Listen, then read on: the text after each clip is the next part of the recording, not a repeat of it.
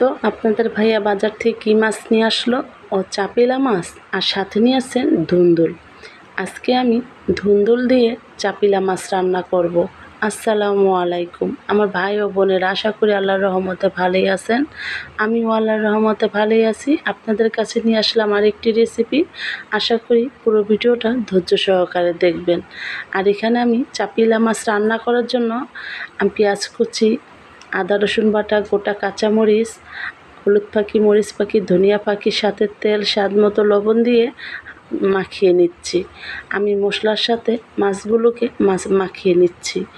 এখন আমি সামান্য পরিমাণ পানি দিয়ে আমি চুলাতে বসাই দিব।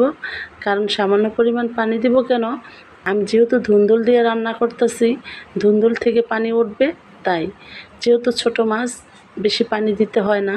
এটা আমি চুলাতে বসাই দিলাম। আর এই তো আমার মাছটা হয়ে গেছে।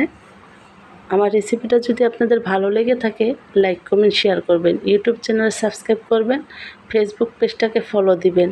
আর যে সকল আপুরা আমার পেজে নতুন, অবশ্যই বেশি বেশি শেয়ার করবেন। আমার ভিডিওটা এই পর্যন্তই। আল্লাহ হাফেজ।